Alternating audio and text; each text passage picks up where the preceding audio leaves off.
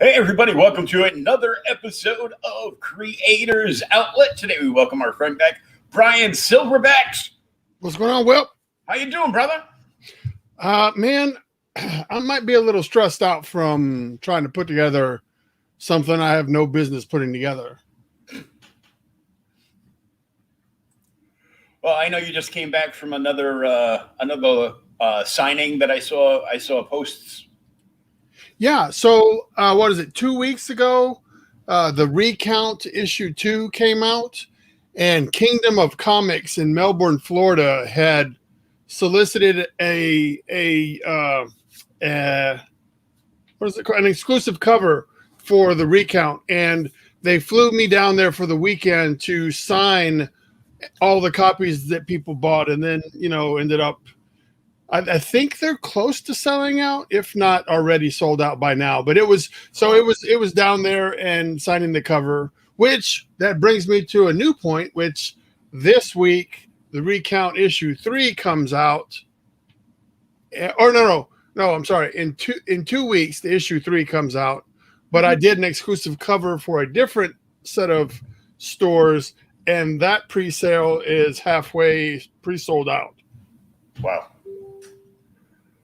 And I know somewhere in the mess of my desk, I have the Recount inspired clown neck gaiter you did for. I did those neck gaiters long before the Recount. That's what's weird is I did those neck gaiters in 2000, mid to late 2019, I believe. Wow. Yeah, and it just turns out that there is a nice Joker mask looking one that looks like it could be right out of the Recount. It looks cool, and it was funny because I put it on one day when you guys were doing when you and Jonathan were doing a signing. That's right, yeah. For number 1 and down with Danny Morales, and you're like, dude, I made that. Yeah, that's pretty. I've seen a couple of people on. I think Kevin. Yeah, has one. Kevin posted the other day. He took a picture. He goes, just clowning around today, and he had the mask on. And I'm like, oh. Yeah. So with that said, so the Recount itself is the first Recount story that's being told right now is 4 issues. So the 4th issue of this current story is like the closing chapter for this. Mm-hmm. So that must mean that Brian's going to do a 4th cover for issue number 4. So cool. I did Scarface variant for the first one. I did the Heat movie variant for the second one. Yeah. I did Dead Presidents for the third one. And the 4th one will also be another movie inspired homage cover to make the set of 4 nice and frameable classic badass movies from the 90s. Cool. Maybe early 2000s, but I think it's mostly 90s. Even 80s, I guess, with Scarface. Yeah, Scarface was 80s, but those others were like in the 90s. So yeah, so and without giving it away, I haven't looked it up, but I'm pretty sure that the movie that we're doing for the 4th one is like a 96, maybe 93, somewhere in there. I might have been slightly intoxicated through the 90s. So yeah, college years. That I was just pre-college. I graduated high school in '94, so I was still in my up to no good years. Yeah, I was class of '88, so Yeah, but so that's what's going on with the recount. So Jonathan is wrapping up that series to great success, and I mean I don't know, he's only had 3 issues of the book, issue 1, 2, and 3. But when you see him do a live showing, he's got like 25 different covers. So there's all these different covers and it's really awesome to see how well the series is being received, because when we were doing the signing for the Heat cover, a whole bunch of people came and bought covers that had just not been available to them for all the back issues. So he ended up getting more attention for those than the book we were there to help promote. for, yeah. So, but dude, it's fun. The book is awesome. Issue 3 is really going to take it to the next level. And for anyone that wants to go to Izzy's Comics, and ECGCE Comics is where you can pre-order the Silverback's Dead President cover. Cool. But in the midst of doing all that, I'm trying to keep the bills paid by doing variant covers for other comics, at the same time putting together the Kickstarter that I'm working on. And that's the BFD. That is the BFD. That's the big fucking deal. So April 13th is when I'm going to go live with a crowdfunded Kickstarter campaign of not all of them, but with a large amount of characters that were in my Kara Prime handbook that some of us had purchased or gotten a chance to look at, however you got a chance to look at it. But the project on April 13th is called Tales from Kara Prime. And what it is it's a collection of 16 different stories that all take place in the world of Kara Prime. So there's this connective tissue for all the stories, even though the stories don't necessarily lead into one another. They all occupy the same world, and it's going to be fun to build after this. But we're getting 16 different looks at what it's like to be alive in this world. And so it's an anthology project. And with that being said, there are 16 different writers writing on this project. So the customer will be able to enjoy 16 different styles of writing, 16 separate characters from the Kara Prime universe, and 16 different art styles for the pages, because every page, every group, every story is done by a different creative team. So I think it's so much fun. I think the idea is very, very fun. Like, we're incorporating people that have been published, 100 times over, and we're including people that this would be their first, quote unquote published work. So it's really fun. And for me, the headache is making sure everybody turns their stuff in on time, formatting everything to make sure it works, having to pay when the product that was delivered isn't quite finished, but I need to make sure that we get it finished. Mm-hmm. So it's all these moving pieces, because when Bryan brings something to Kickstarter, I want to make sure that it's 90% complete, if not 100% complete by the time Kickstarter even launches, so that the customers don't have to gamble on whether or not, well, that seems like a big project. Can he get 16 people on board? Can he get 16 different stories on time? And I don't want them to you know what? I'm just going to keep my money because I don't think he can pull that off. So the way I run things is I've already pulled it off. I'm just trying to pay myself back. You're just trying to level out the field now.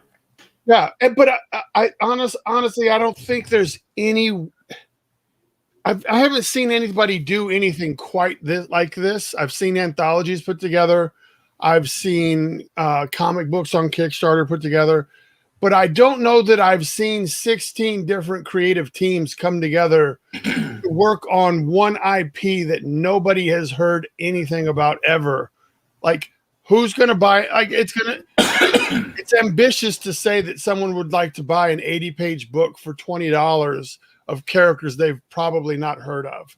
Mm-hmm. So what I'm focusing on is hopefully they are intrigued by the idea of what I'm putting together, and or they already have an attachment to somebody who's a part of the project. Like maybe they've bought a project from one of the creators in the past and like, well, if he's in it, then this whole project may be something worth me looking into. Most definitely. So that's what I'm banking on. And I'm sure that a lot of your listeners or viewers or whatever, they've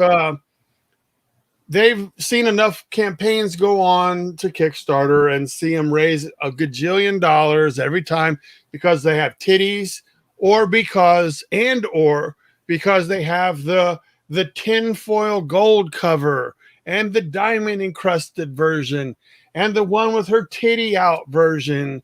And they really created the one book, but they've done all these covers and gimmicks and all these different things, and so they can charge a lot more. So if you want that one hyper gold edition, you're paying $100, when to me that's only one customer.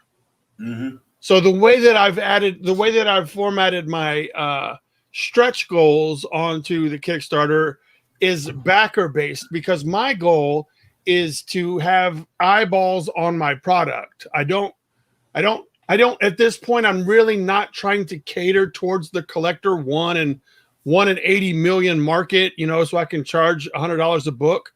I'd rather have my books in more hands and make less money, simply because I think what we're working on is very ambitious. And I think something that customers will enjoy is a connected, independent comic universe. Well, I think I've seen like a lot of other anthologies. Mm-hmm. One that you were involved with, Travis's Cthulhu Invades. And keep going with your statement. With Cthulhu Invades Oz, but you automatically right there, you have a built-in audience. You have X amount of people over here that like Cthulhu, and you have all these people over here and here that all know about the world of Oz. Yeah, and so, I mean, dude, I can't. I'm not taking anything away from Travis or anyone else that expands on whether it's Cthulhu or H.P. Lovecraft, or whether it's Oz or Wonderland or any of those fairy tales and Peter Pan. All those stories that are public domain, as long as you don't use the version that Disney did. Mm-hmm. But those things and zombies and horror anthologies already have a built-in audience. Yeah. Regardless of the author or the artist, if you just say, I put together a zombie anthology that's 100 pages long, I can't tell you who's involved with it. You'll still sell a gajillion copies, because there's people that said, oh, it's got zombie, it's an anthology, I'm going to buy it. And with this, I don't have the safety net of using an IP that people are already familiar with. So this could be a drastic fail. Like, in all honesty, people could say, who is that? Kara Prime? What's that name? I don't even recognize any of these guys. Get the fuck out of here. And that could be the mindset. Or we could see the person like, wow, that's ambitious. I want to see what's going on here. There's no way that these 26 creative people all got together and put together a pile of shit. Yeah, and well, there's, like you said, there's some people that are getting out with their first work in this, but there's other people that have been around for a while, and they're kind of like, brand names. Well, yeah, by no means are any of us the upper echelon of comic books or even the indie comic books. But if you take the group of people that we have working on this product, like 5 of them have worked for trading card companies. with licensed properties. A couple of them have worked on stuff you've seen in Heavy Metal Magazine. A couple of them have done books from Scout Comics. A couple of them have had projects at Image. Like those are even Hasbro. We have a guy on our team that did some logo work that has done licensed product logo stuff for Hasbro. So we're bringing together a lot of people that are very, very talented. And if you look at the companies and who's trusted them in the past, hopefully that will ease any or any trepidation on whether or not they want to back the project. Well, I think from a lot of what I've seen in the indie market and Kickstarter and Indiegogo, if there's a big project and there's many multiple names involved, when people start recognizing certain names and they've enjoyed their work in the past, whether it's the art, the stories, or the combination, they usually want to get on board. And how many pages is this going to be now? All right, so I don't have the finished number because, like I said, not everything is turned in. Yeah. But if everything is set right now, it looks to be 80 pages of sequential art, but the whole project could end up being like 110 because I've got some other stuff going on in there. But there should, if my calculation is right, we should have at least 80 pages of sequential storytelling inside of this project. That's a nice meaty book too. Yeah, well, like I said, we've got 16 stories. Each story is 5 pages. So every page, like, it will start to feel like there's a pattern. There's 5 pages for every story in the book. So you're going to get a beginning, middle, and end to the stories, and you're going to get more than just like a 3-panel like a Garfield cartoon. Like, oh, I hate Mondays, plop down, oh, he goes to sleep. That's funny. But so with these 5 pages, I think it's enough to give readers kind of like a little bit more insight into the character, to maybe see if that's a character they can identify with. Do they want to follow that character any further? Do they want to write fan fiction for that character on their own? Like, it's enough when you combine the 5 pages along with the amount of backstory that I put into the handbook. That's a lot of information on one character. So I think it would be fair to say that people can pick up that they may start to have So they may start to have favorites, by a certain point because there's just so much backstory and so much information given to you in those 5 pages. So it's really going to be cool, man. So that, I don't know. There wasn't a template or a handbook that I could use to try to help me put this together or even know if the market wants some shit like this. I'm just simply hoping that they are. And I'm super grateful for the 26 other collaborators that have given their time and hard work to be a part of this project. Well, it's something we've talked about this in the past, but you didn't, it was very limited what you were talking about because you were just starting to put it together. Yeah. So, I've been interested in this since you first told me about it. Well, did you download the free digital preview? No, I did not. All right. Well, you can go to the silverbacks.com web store, and there's a digital PDF that gives you a look at some of the art that's on the inside of the book. It gives you a rundown of some of the characters that are going to be inside the book and some of the artists and a list of the creators that are all involved in the project. So you can kind of be like, oh, shit, this is what he's talking about. When this is finished, it's going to be something I need to have on my shelf. For sure. Well, I'm going to want it anyhow because. Yeah. And so the way that it's set up, it looks, if I can remember correctly, $10 gets a digital PDF and $20 we'll get you a physical copy. That's the barest bones of everything is $20 will get you a physical copy. $20 for an 80-page Yeah. anthology Yeah. is Well, I'm right there. I'm pulling it back a little bit. I mean, I know with the names and the amount of effort and the quality that this is going to be, I could mark it up. But like I said, I want people to have this in their hands. I want people to have this comic book. I want people to read it. Oh, thank you, Pops. But so my goal is to set it to where people can enjoy this, because me moving forward with this doesn't work if nobody knows about it. And if I got greedy and said, "Oh, these are $50, you know, it's 100 pages. Did you see all the names?" I'm going to sell less copies. But if I can sell these copies at $20 a piece and get them in more hands and then just have less pocket money, that's okay with me.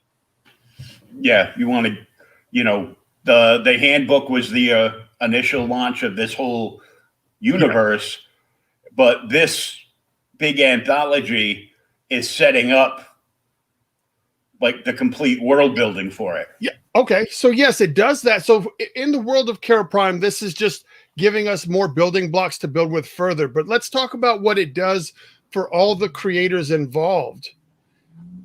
It's going, as a reader. Let's say that someone really likes Bryan and Kara Prime and the idea of what I'm doing, but they haven't really recognized any of the names that go along with the project. Well, when they're reading this and enjoying it, they may be turned on to another style of writing by this person, or they may be turned on by this style of coloring or this style of lettering.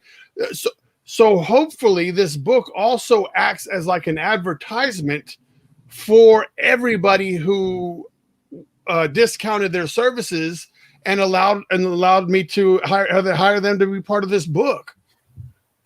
So I'm hoping that it works that way. So not only does the customer get more Kara Prime, the customer is getting more access to 15 to 16 different styles of doing every step of comic book creating.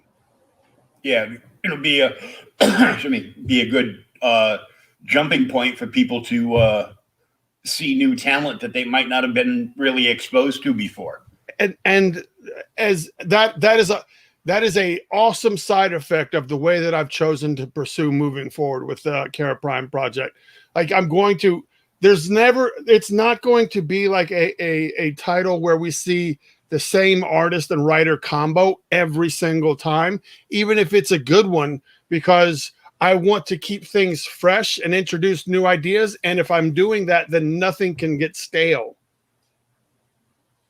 Keep revolving the teams keep the talent revolving. Keep the talent revolving, and always be picking a different character to talk about.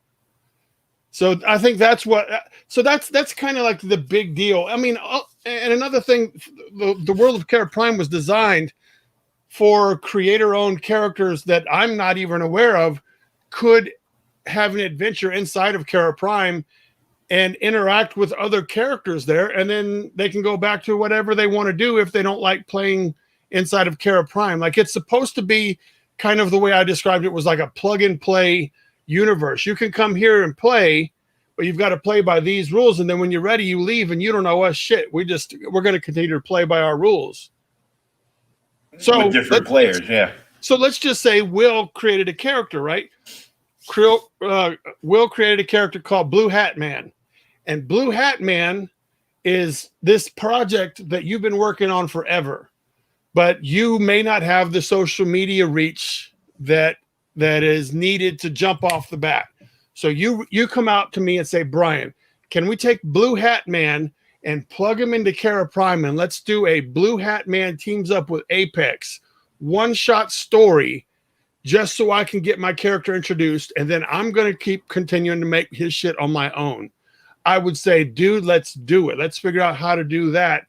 And then once you take your character out of Kara Prime, it's not like I still have a say-so in it. You know what I mean? Like it's, if I think it's worthy and it can fit and we can work something in it, then yeah, come play here to get that audience that maybe hopefully by that time we will all have built Kara Prime up to a certain level of prestige where people will trust the name. So you can say, my character is inside this issue of the Kara Prime book, And they're like, oh, well, if it's in Cara Prime, then maybe it's something I need to check out. And then when you go off to do it, it can be Will Exploding Head Comics over here.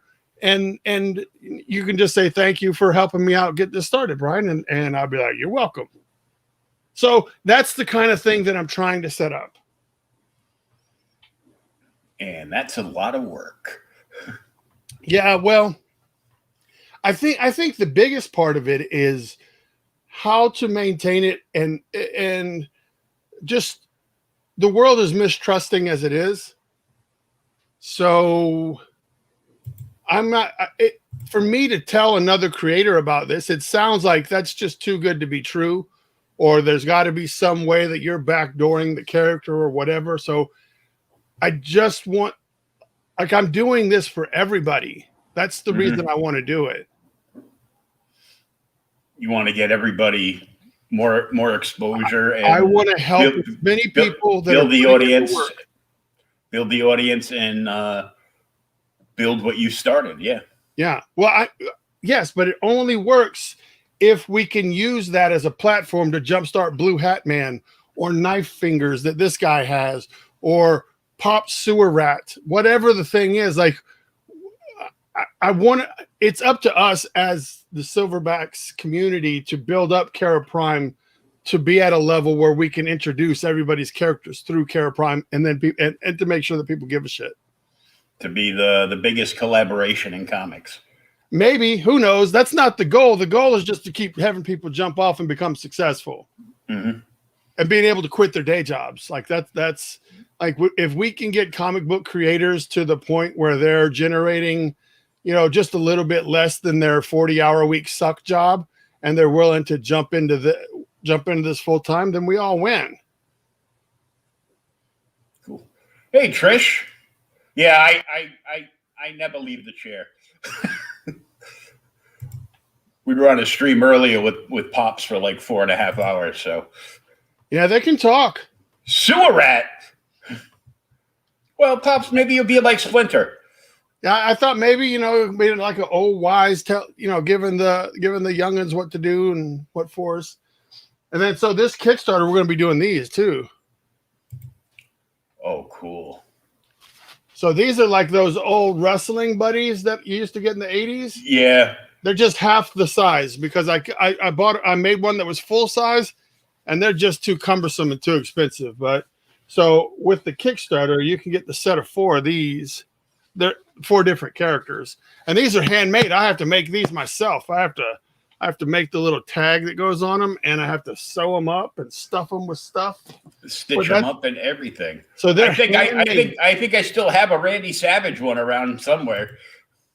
Yeah, I looked into getting the little voice boxes put inside, but man, that's just going to add like $30 per unit, and no one's willing to pay that for characters they don't know already. Yeah, the Oz books are hitting people's shelves now. The Cthulhu Invades Oz was mailed out, I believe, last week, and people should start getting them in the mail now. I worked on the David Byrne's story for Pumpkinhead Jack, and Danny Morales' story of the one crazy owl or something like that. Yeah, I think I saw like 1 or 2 people showing off their Oz books that might have gotten them already. Yeah, well, they're all. I don't know. I know like one batch came in first, but like some of them have glow in the dark and some of them don't. So I know that he didn't get them all at the same time. I think I saw a couple of the creators, they had gotten in the special creator edition that Travis had made up for everybody. Oh, okay. Yeah, when I was down in Florida signing the copies of the Recount, Travis stopped by the signing and brought the glow in the dark covers. And apparently the people that were on the glow in the dark cover tier, their tier also included 5 creator signatures. So while I was there signing books for the Recount, I think I ended up signing like 100 and something books of Cthulhu. Wow. You must have a tired arm. So some of those people that are getting their books, I don't know who signed up for the tiers or whatever, but there should be some Silverback signatures in the back of some of those. Cool. I've been signed in the wrong spot on a few of them. So you got the rare Brian can't read signed in the wrong block and using an arrow to point to the right block.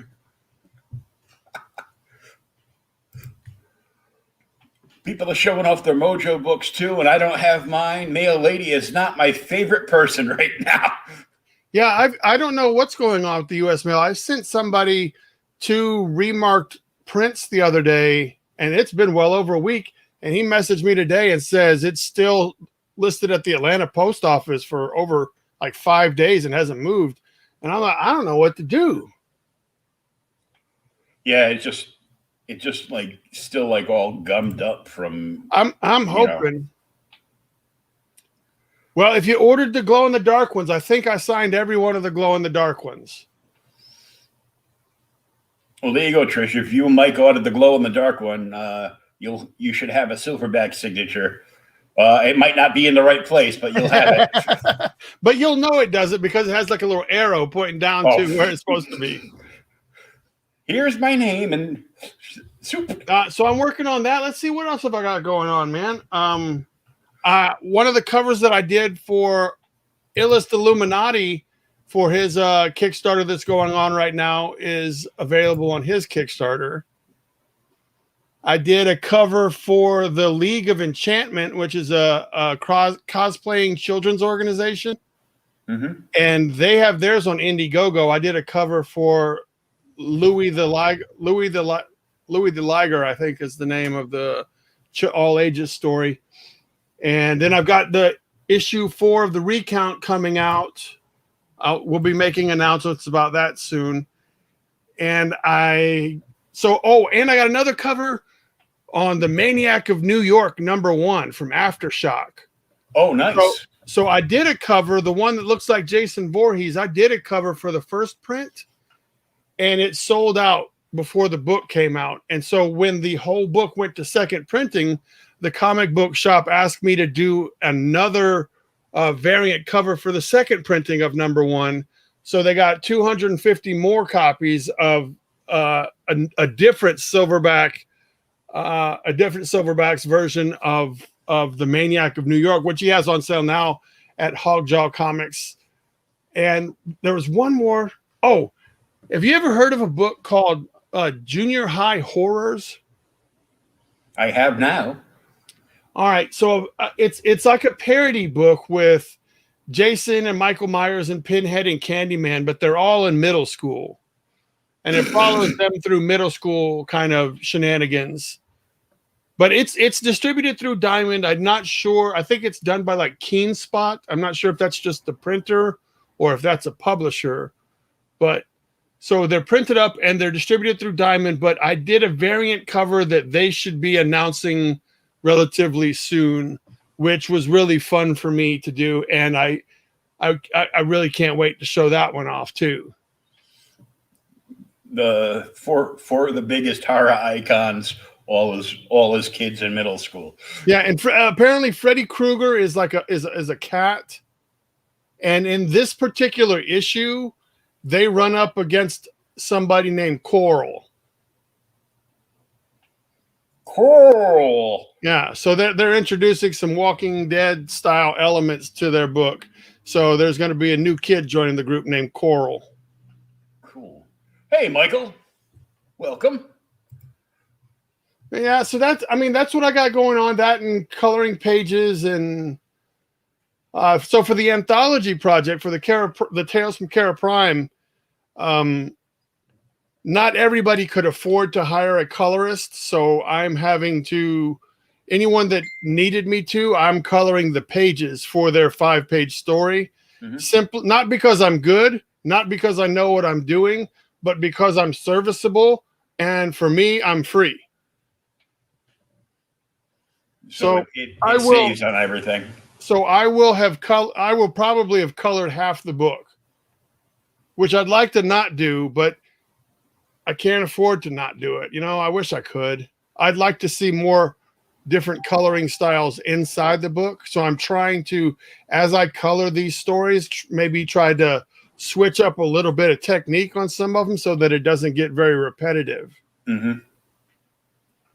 Yeah, because you want all those different, you want all those different looks throughout, all the stories that are going to be in the book. Yeah, I don't want it to be bland, and plus it's a chance for me to maybe experiment a little bit, kind of step outside of what I'm used to for 5 pages and see what happens. So I think I have like 4 more stories at least to color.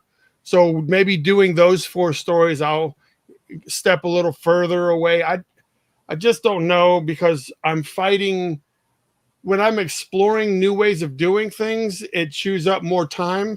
And since I have so much shit to do already, I'm kind of like trying to pick the fastest, most conservative way just to get shit done, to have it finished, but without sacrificing quality to the consumer. Yeah, time management is tough. Yeah, and I'm trying to like not go crazy having the grandkids running around the house and shit. So that adds another element. Oh yeah, that's something Pops knows about.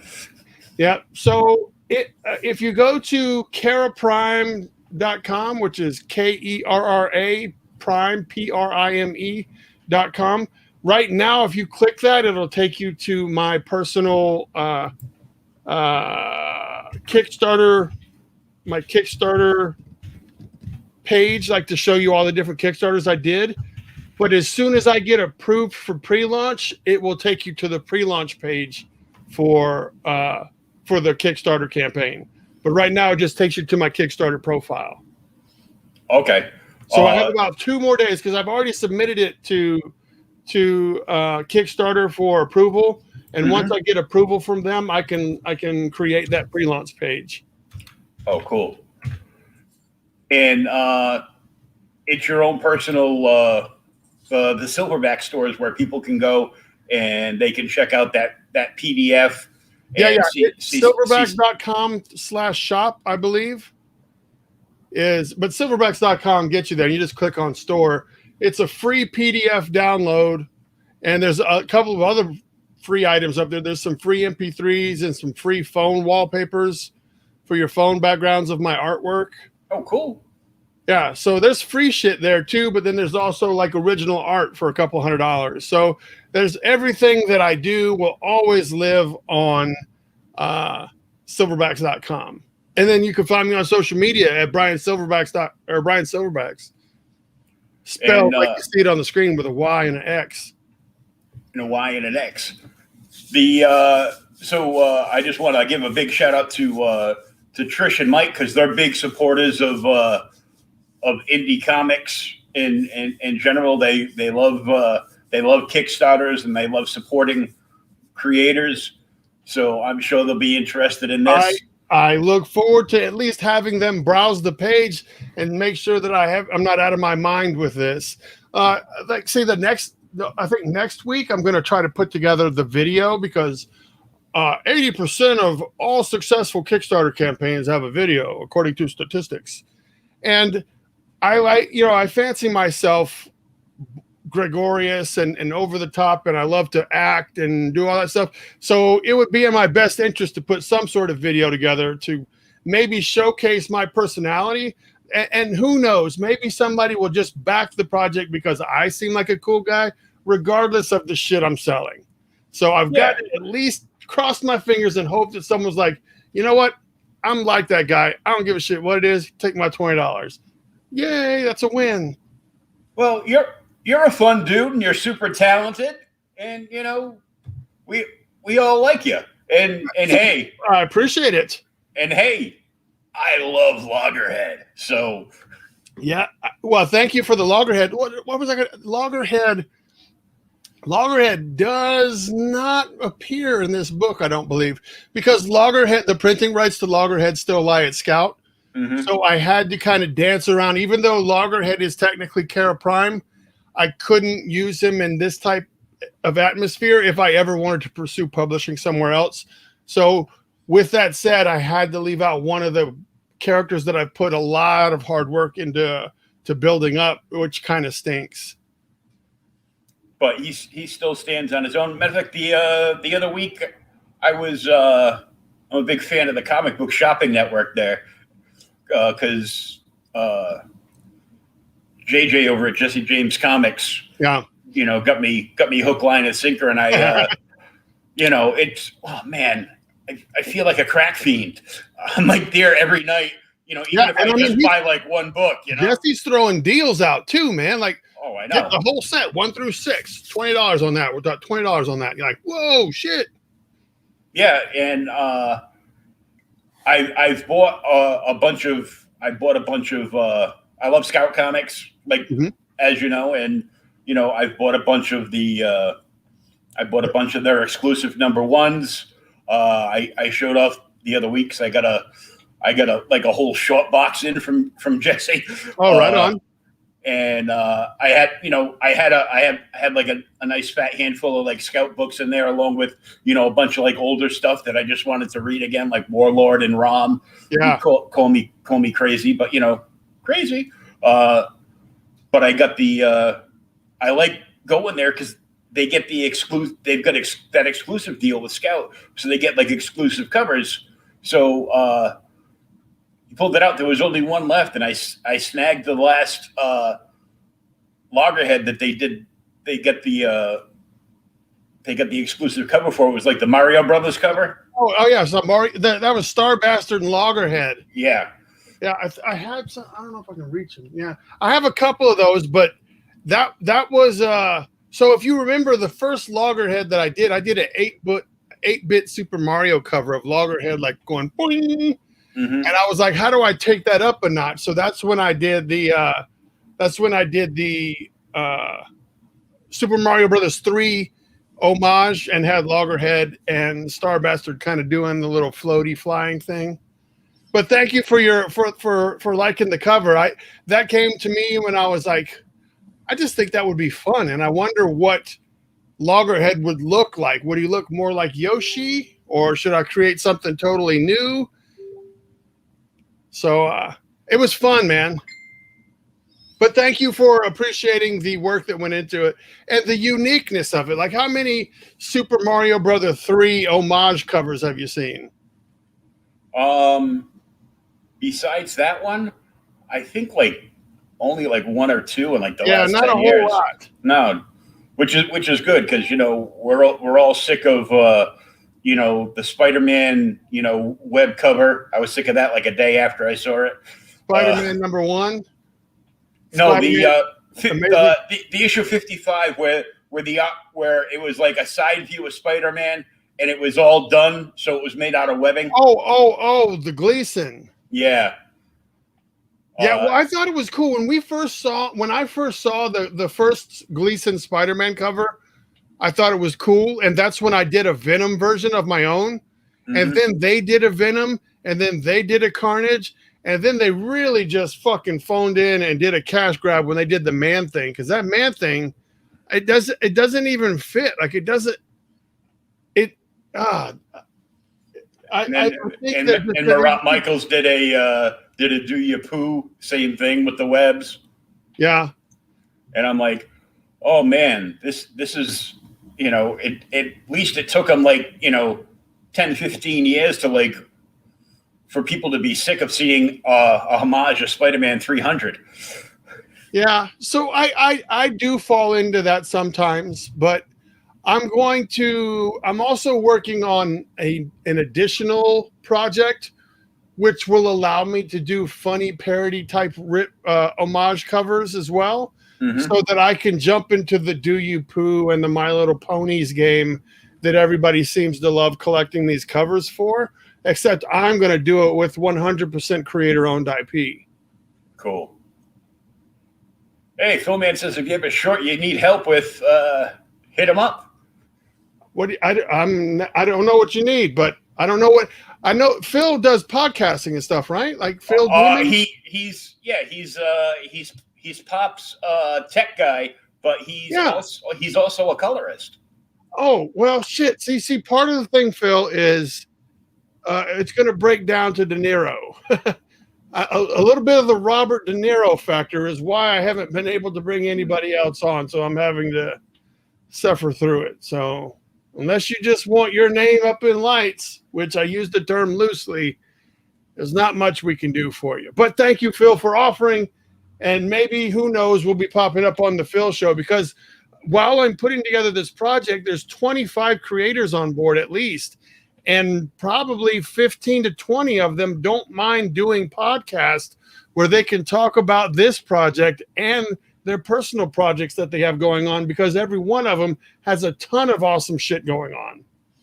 Yeah, and I got a nice fat list from you when we were chatting back and forth earlier. So I was like, oh, I'm gonna be busy. Yeah, well, I mean, honestly, some of these are first timers and some of them aren't, but maybe some of them don't travel in the circles that normally make it onto your show. Mm-hmm. So you can talk to them, excuse me, for like 15 minutes about the Kara Prime project and how they got involved. And then you can dovetail that right into 30 minutes of their role in the world of comic books. And who doesn't want to jazz up their own stuff? You know what I mean? Oh, definitely. Well, Trish, thanks for telling me, because when I'm done and I download the audio for Age of Radio later on, I'm going to have to go get myself a Joker wallpaper from... I think the one she's referring to is the mask that you have. I have I have it digitally so it'll fit your phone as a background. That works for me. I'll be old fashionable. I'll have the mask on. I'll have the... Yeah, it's called matching. It's not fashionable. It's called matching, man. A lot of us do it. Yeah, well, it takes me a while to get used to stuff. But no, man, I appreciate you letting me come on. And if you were to ever get any of the rest of the crew on, I'm sure they would thank you as well. I'll thank you because it's helping the Kara Prime initiative. Mm-hmm. And at the same time, they'll be able to talk about what they're doing and bring that to your audience as well. Cool. And Pop says you got a standing invite to appear on his Monday Night Madness show or be a guest on CromCon next month too. That I don't know that I know about the convention stuff. I think I'd be better set as a guest because I don't really have like a way to display. I don't have a lot of time, but I can get Pops the list of people that said that they were willing to do podcasts and stuff, and I think that it'll provide new people that maybe our listeners and viewers haven't seen before. Cool. Yeah, they haven't seen him as much. I mean, have you ever talked to Jonathan Hedrick? Right? Oh, yeah, many times. All right. Well, now he could talk about this. David Galliano. Have you ever talked to him? Not yet. No. He wrote Savage Bastards for Mad Cave. You could talk to him. There's a concept artist in Tennessee who has won awards for his concept art for films and TV. His name's Andy Gray. He's down to do podcasts. You know, I got all these people that are willing to do podcasts that you may not have spoken with, that it's just going to be new content. And don't we all want that when we have a YouTube channel? Always. Yes.